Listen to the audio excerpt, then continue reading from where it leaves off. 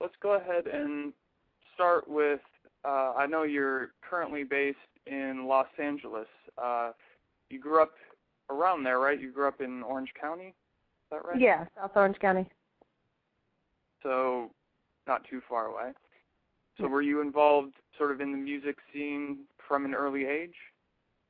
High school, yeah, like junior and senior year. Not in school, but I was in a band outside of school with a group of guy friends of mine. Yeah, we played a lot around Orange County for about 2 years. All right, and then when did you start sort of doing your own thing? Yeah, I guess after that, when kind of early college years, it was just, after a while, getting 5 people together is a lot. And once you realize that you're all moving on and, not living at your parents' house anymore, it's not as easy. And so we just kind of dispersed. And so I didn't know what else to do because that's all I've ever done really is play music. And so I just kept doing it. Well, it seems to have worked out for you. Yeah. And so you just immediately kind of went into a solo career? Yeah. I mean, luckily I'd already have a lot of contacts with the venues around town. We had this place called Coos Cafe, which was in Santa Ana, which was an amazing venue for people of my age at the time. It was just, the place to go and play. And luckily throughout the years of being in that band, we all made friends with everybody there. It was like home to us, and so it wasn't very hard to just keep playing there. And so I just kind of kept doing the same thing, just without the band. Right. And do you come from a musical family, a background in terms of that? Do your parents play instruments? Did they sort of encourage you, or kind of take it up on your own? They encourage me just because they're encouraging parents, but not really. My dad, he can sing, but it's not, it's something that he's always regretted not keeping up with. But not really. There wasn't actually much music around the house. I mean, my dad would listen to Dylan and the Beatles, and I think that's the extent of secular music is what we had. My uncles play. I really can't attribute it to much. I played instruments all growing up, and I think that was a huge factor in everything.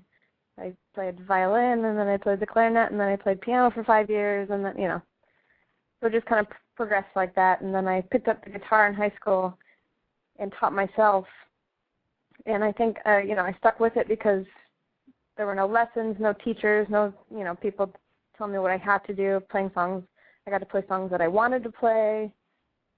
And so that was, that's pretty much why it stuck. That does kind of change the dynamic, I'm sure, when there's no one giving you a set list of songs and making sure you're practicing. Exactly. So you mentioned the Beatles and Dylan. Do you remember any other was that something that you sort of attached yourself to at all, or you said that you heard it, but is it something that kind of sparked your interest in music and something that you would maybe consider those as being influences and kind of leading you? Sure. I mean, how could you not? How could anybody not have the Beatles? You know what I mean? Like right. it's and Dylan, I guess. Like they're like records you don't even need to own because they're just permanently burned into your brain. Right. Yeah. And definitely floating Dylan, like in the atmosphere. Yeah. Dylan was kind of like a later. I think I heard a little bit of it growing up, but it was kind of a later discovery for me as a musician. Funny enough, I took a history of rock class in college. It's pretty amazing that they provided that for us, but it was actually a really hard class, but really interesting because it made you really learn everything and the way that they presented the music and the appreciation for it, and the they have like speakers in every corner of the room and just the way it sounded and the way the teacher spoke about the artist and, the relevance to, the time in history, such as Dylan, and just things like that I think really sparked. I've had funny development. So it started with the Beatles when I was younger, and then junior high it was more, punk rock and oddly enough musicals. Interesting. And then juxtaposition there. Yeah. And then high school, I just kind of listened to everything. High school, the singer-songwriter thing became kind of big, but then it was also, Modest Mouse and Radiohead and Bjork and all that. And then, I don't know, I really just there's so many influences that it's really hard to say. Well, you can, I think, hear that in your music, and it is very eclectic, and I think you can hear the punk influence, you can hear the singer-songwriter influence. Yeah. So it's interesting that how you've distilled sort of all of that, and obviously created your own thing with it as well. Yeah, I've never when people ask me to explain, it's really hard because I understand that it kind of sounds one way, but then you can hear the influences for the other things, and I get so mixed up in trying to, explain to people. Yeah. And I guess that's the reason, is because there's just so many different bands. And I also worked in record stores for a very long time, and so, when you work in record stores, you hear things that you would never hear just in everyday life, and people are always coming at you with a new record or, a record from the 50s or the 40s or something that you've never even heard at some, underground something, and that was great too, Yeah, I'm sure that was a big resource. Definitely. But, I think probably the reason so many people are asking that too is that it's strange because you can place your music in all these contexts, but it does sound almost like something you haven't heard before, So right. I can see why people would want to sort of dig down into that and find out what it is that you are influenced by. Yeah. And you've played with a bunch of different bands as well, and opened for, everyone from B.B. King to the Get Up Kids. That's a pretty broad spectrum. I don't know if B.B. King was listening to the Get Up Kids and thinking, oh, who do they have opening for them? But you can tell my progression. Yeah. And you recently were at the South by Southwest Festival, correct? Yes. And how did that work out for you? I'm sure that was exciting awesome. To be there. Yeah. It's funny, I drove there from here, so it took about 3 days, and so by the time I got there, I was so overwhelmed by everything. I walked into one show, I went to go see Lissy. Lissy was the first one that I walked into, and I was just like, oh my, the show was amazing, but the second I got in, she hadn't started yet, and I was like, I don't ever need to come back here again. And of course, my tune changed after about an hour, because when you're sitting in the car for 3 days, and then all of a sudden you're surrounded by just a giant room full of people, and streets packed full of people, it's a little overwhelming. So I had a moment of, oh my gosh, I'm never going to do this again. But then after an hour, I was very excited to be there, and actually ended up extending my trip to stay there another day, longer than I had planned. So I got used to it.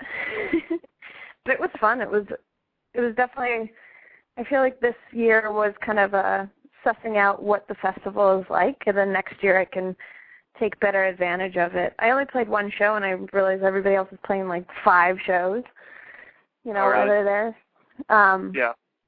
And I'm glad I only played one show this time, because it would have definitely been a little overkill for me, and I was able to just kind of walk around and, figure out how it works and what's the best use of your time, and how, there's a convention center with a lot of panels going on and stuff, and I didn't get to see any of those, and I would have liked to, and so it was good. It was good to just kind of get the bearings of what South by Southwest is.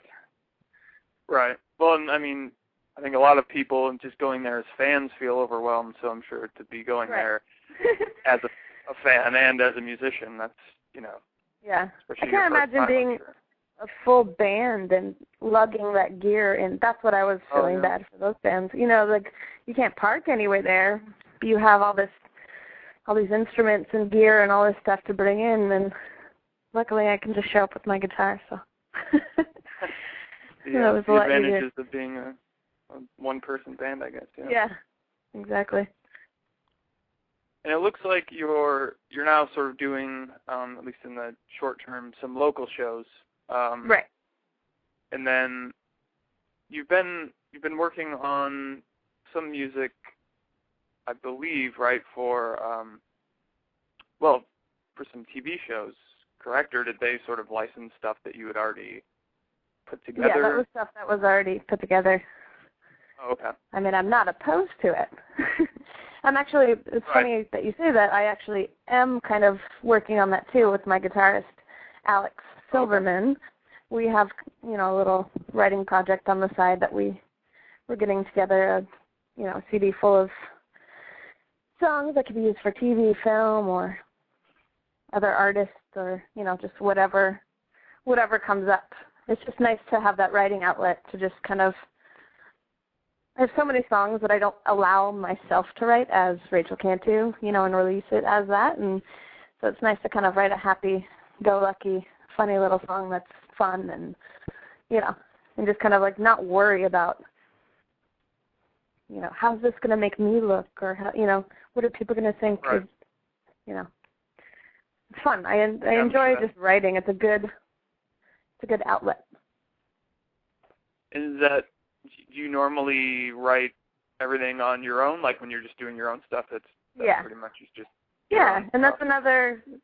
Yeah, I write everything on my own. All of my stuff that I've released has been solely written by me. So it's fun to have a writing partner. I've written with a few different people, just as a side project, not for my stuff. I've written with Hunter Bergen from AFI. He and I wrote a couple songs together, and it was just, that was when I figured out I could do it. I think I went into it thinking, I'm not schooled for this. I don't know how. And then as soon as we started writing, I just realized that's what I do, and that's okay, and and it can happen. We can write a song in an hour a day, and it's fun. It's the challenge is fun. Yeah. Well, I mean, if you have that ability, then definitely, so many people would kill to be able to do that, so. Yeah. There's so many things that you can tell yourself you can't do, and until you try it, it's just kind of like, just do it. Right. At least try. Yeah. And if you're not thinking of it in terms of writing this great song, if you're just doing it, I'm sure that makes it a lot easier. Exactly. It's so much easier. It's amazing.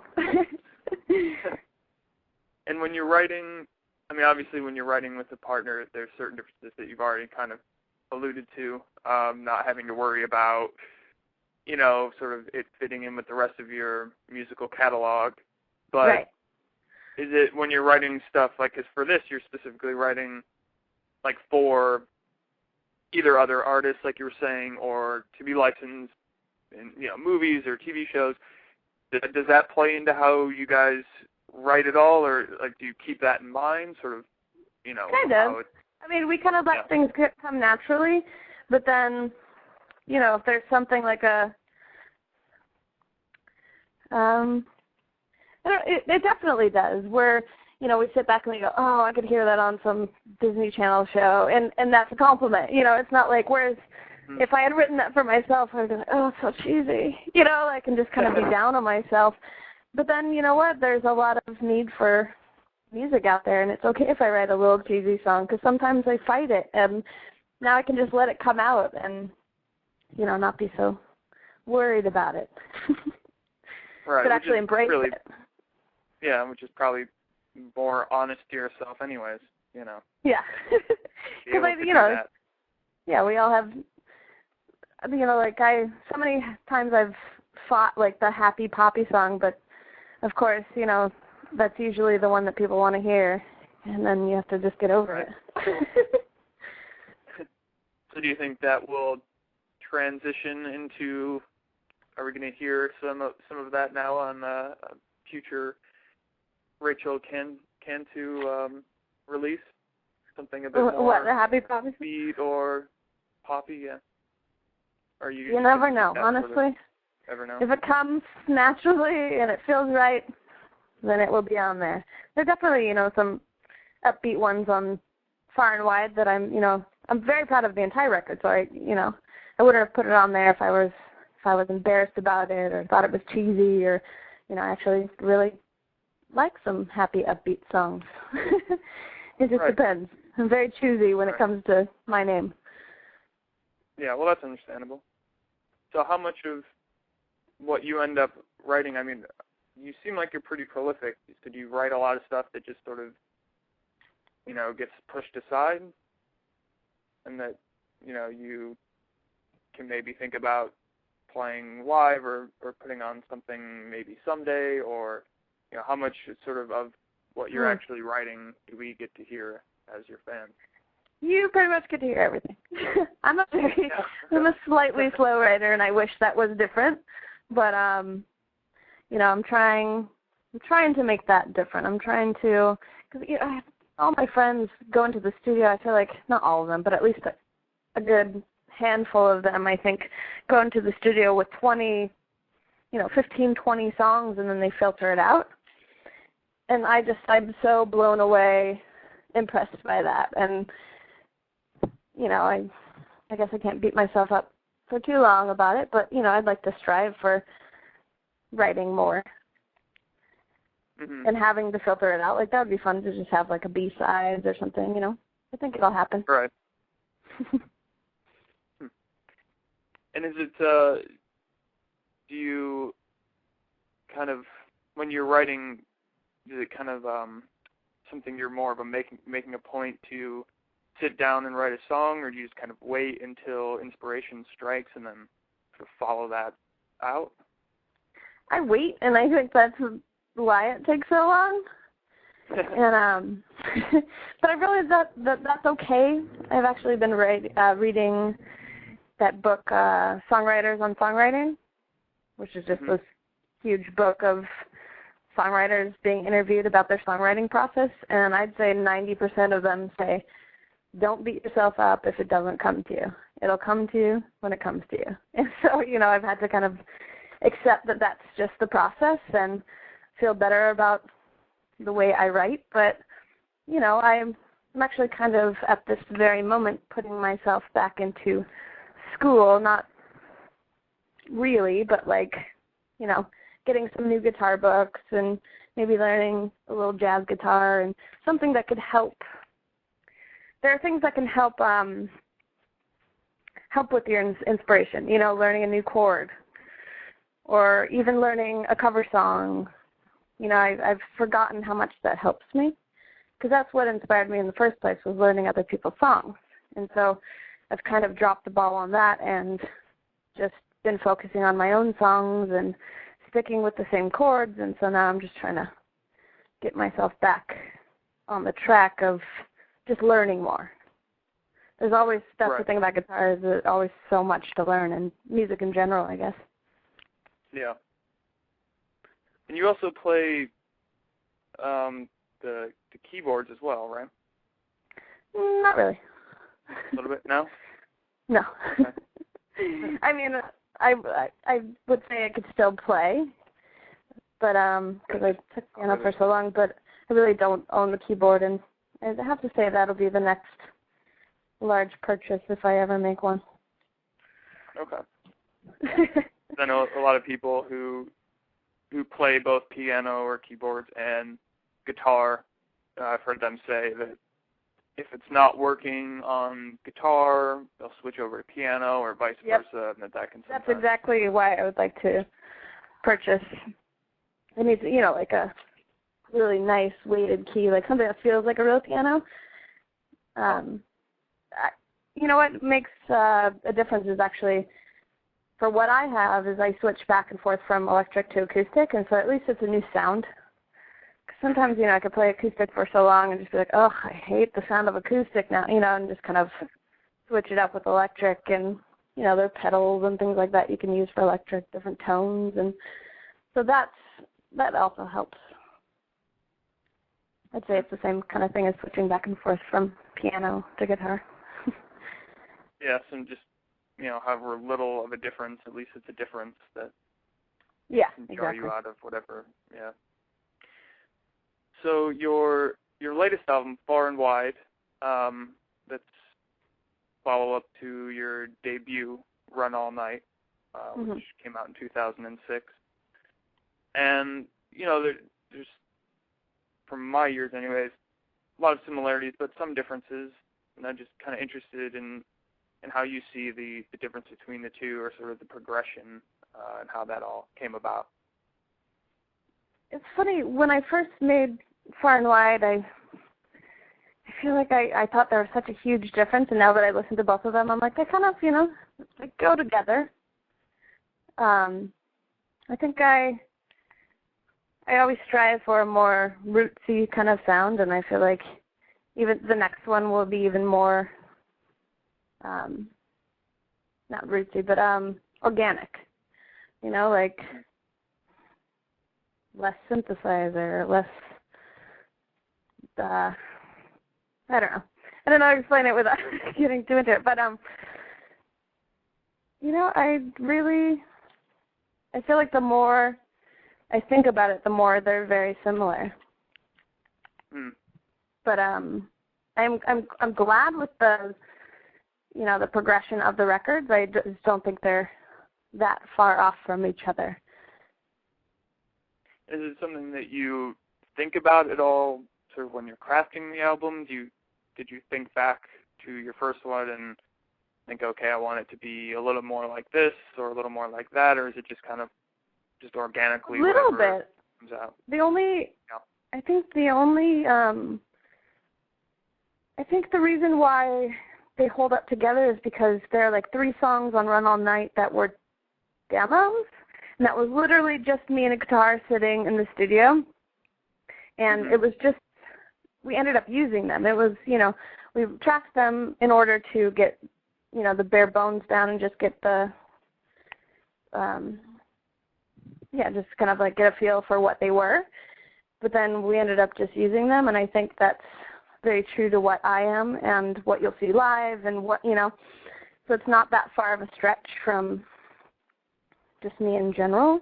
But the only one that I was kind of trying to get away from was the recording of Saturday on there, even though it's fun and, but it's not me. I feel like it's very radio friendly, the way it was recorded, and I wished it was recorded a little more organic and less poppy, and that's why I went back and recorded with Hunter and Tegan in Hunter's studio.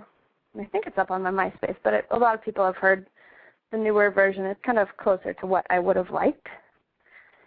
So I kind of took that and went with that of like what I wouldn't want to hear on my record. Okay. And just kind of, like with Far and Wide, I just wanted it, not too much, not to be too picky about it, just kind of go in and almost like a live recording and just not get too technical and focus on it for a year or whatnot. So we just kind of like went in and out a week, done. Okay. Well, it's cool that you got the chance. Sorry, I kind of tangent. No, yeah, that does make sense. And it's cool that you got the chance to, record it again and kind of with the sound that you were more interested in. Exactly. In that particular one having.